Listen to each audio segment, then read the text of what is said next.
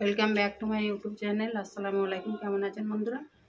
আশা করি ভালো আছেন। আলহামদুলিল্লাহ আমিও ভালো আছি। আজ আবারও চলে এসেছি সানা কিচেনের নতুন একটা রেসিপি নিয়ে। বাড়িতে থাকা খুবই অল্প উপকরণ দিয়ে আমি দই ভেন্ডির রেসিপি বানিয়ে দেখাবো। সঙ্গে থাকুন বন্ধুরা। দই ভেন্ডির রেসিপি করার জন্য আমি এখানে 250 গ্রাম ভেন্ডি ধুয়ে পরিষ্কার করে এরকম ছোট ছোট করে কেটে নিয়েছি। ভেন্ডিটাকে আগে তেলে ভেজে নেব। কড়াই বেশ কিছুটা পরিমাণ সাদা তেল দিয়ে দিয়েছি। ভেন্ডিগুলো এবারে দিয়ে দেব।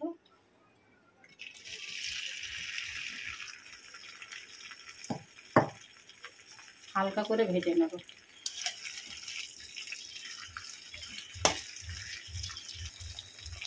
অল্প করে লবণ দিয়ে দেব।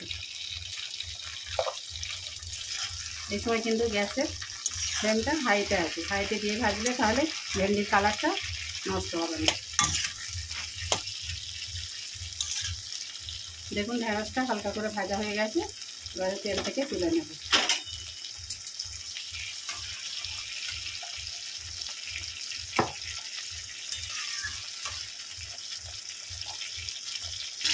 তেলটা গরম হয়ে গেছে। দুটো শুকনো লঙ্কা দিয়ে দেবো। 8 চামচ 5 ফোড়ন দিয়ে দেবো। দেখুন মশলাটা থেকে কিন্তু সুন্দর একটা সেন্ট ছেড়েছে। এরপরে এবারে 1 চামচ আছে রসুন গ্রেট করে রেখেছি দিয়ে দেবো। আর 1 চামচ আদা গ্রেট করে দিয়ে দেবো। দিয়ে ভালো করে এটাকে আবারও ভেজে নেব।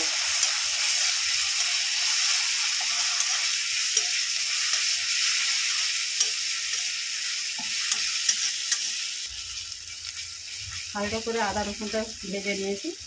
এতে দুটো পেঁয়াজ আছে চপ করে কেটে নিয়েছি দিয়ে দেবো।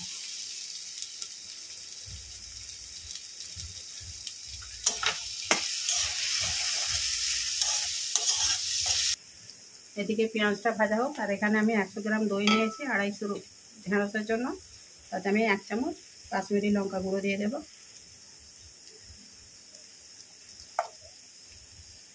8 চামচ জিরে গুঁড়ো, 8 চামচ ধনে গুঁড়ো, কালো মরিচের গুঁড়ো 1 চামচ, ঝাল লঙ্কার গুঁড়ো আমি 8 চামচ দিচ্ছি। বন্ধুরা আমি দইতে কিন্তু ঝাল লঙ্কা গুঁড়োটা ব্যবহার করেছি। আপনারা চাইলে কিন্তু ওটা স্কিপ করতে পারেন, কাঁচা লঙ্কা ব্যবহার করতে পারেন। এখানে দেখুন পেঁয়াজটা ভালোই ভাজা হয়ে গেছে। এবারে গ্যাসের ফ্লেমটা কিন্তু একেবারে লোতে রেখে দিয়েছি। দিয়ে দইটা দিয়ে দেবো, নাহলে দইটা ফেটে যাবে।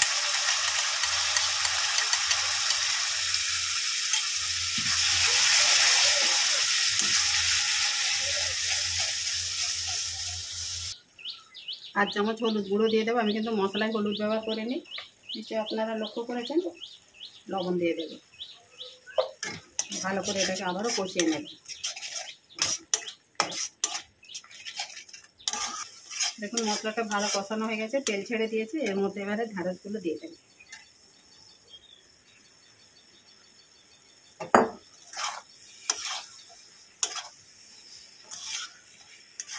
খুবই সহজে কিন্তু এই দই ভেন্ডি রেসিপিটা বাড়িতে বানাবেন। আর বাড়িতে থাকা উপকরণ দিয়ে কিন্তু বানানো হয়ে যাবে। ভালো করে একটু কষিয়ে নেব।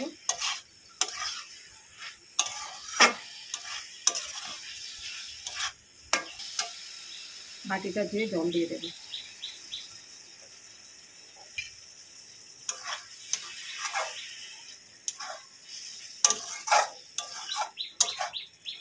ভাজার সময় কিন্তু 60% ঢেঁড়সটা ভাজাই হয়েছিল।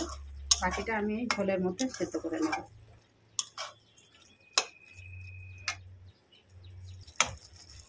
এবারে এর মধ্যে একটু চিনি দিয়ে দেবো। টক দই দিয়ে যেহেতু ব্যবহার করা হয়েছে, টকটাকে একটু ব্যালেন্স করার জন্য 8 চামচ একটু চিনি দিয়ে দেবো। দিয়ে এটাকে আমি 2 মিনিটের জন্য ঢেকে সেদ্ধ করে নেব।